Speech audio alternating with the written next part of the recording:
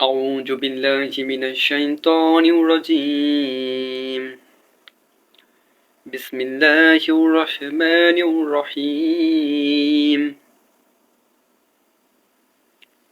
আসসালামু আলাইকুম ওয়া রাহমাতুল্লাহি ওয়া বারাকাতুহু।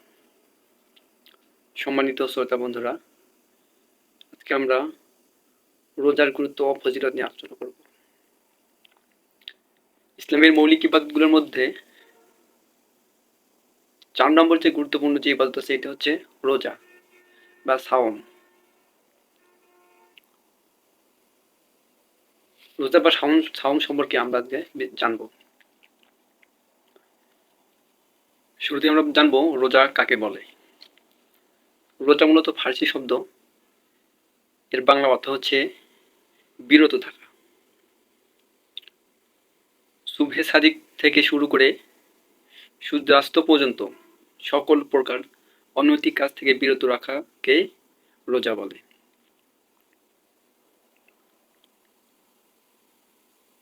রমজান মাসে মূলত রোজা পালন করা হয়, আর এই রোজা পালন করা হচ্ছে রমজান মাস প্রত্যেক মুসলমানের জন্য ফরজ করা হয়েছে, যেমনটা ফরজ করা হয়েছিল আমাদের পূর্ববর্তী উম্মতদের ওপর।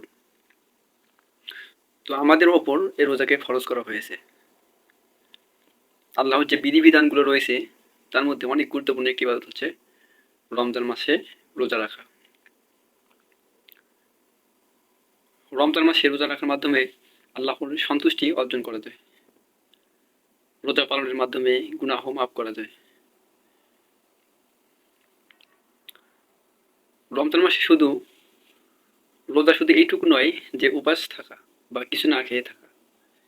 পরিপূর্ণ রমজান বা সাওমের পরিপূর্ণ উদ্দেশ্য হাসিল হবে তখনই যখন একজন মুমিন মুত্তাকি প্রত্যেকটি কাজ, সব কাজ থেকে বিরত থাকতে পারবে, সকল প্রকার অনৈতিক কাজ থেকে নিজেকে বিরত রাখতে পারবে। তখন এটি ইবাদত, গুরুত্বপূর্ণ ইবাদত হিসেবে গণ্য হবে। রমজান মাসে যে ব্যক্তি পরিপূর্ণ সবকটি রোজা বা সাওম পালন করবে, আল্লাহ তাআলা তাকে বিশেষ মর্যাদার অধিকারী করে তুলবেন। জান্নাতে একটি দরজা আছে যেটাতে শুধু সিয়াম পালনকারীরাই ওই দরজা দিয়ে প্রবেশ করতে পারবে। এই দরজাটার নাম হচ্ছে রাইয়ান।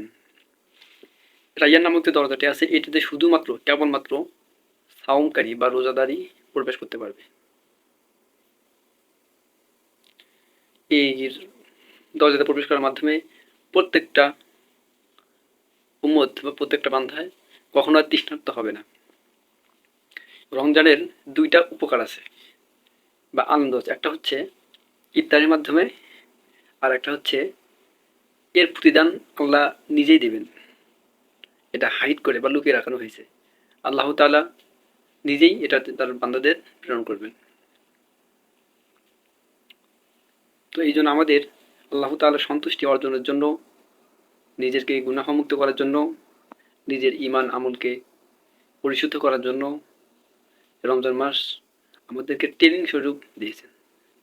সো আলহামদুলিল্লাহ, ইনশাআল্লাহ আমরা হচ্ছে রমজানের পুরোপুরি প্রস্তুতি গ্রহণ করব এবং রমজানের ইবাদতগুলো পরিপূর্ণভাবে আদায় করার চেষ্টা করব ইনশাআল্লাহ।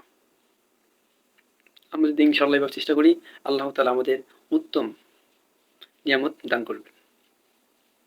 ওয়া আখিরি দাওয়ানা আলহামদুলিল্লাহ।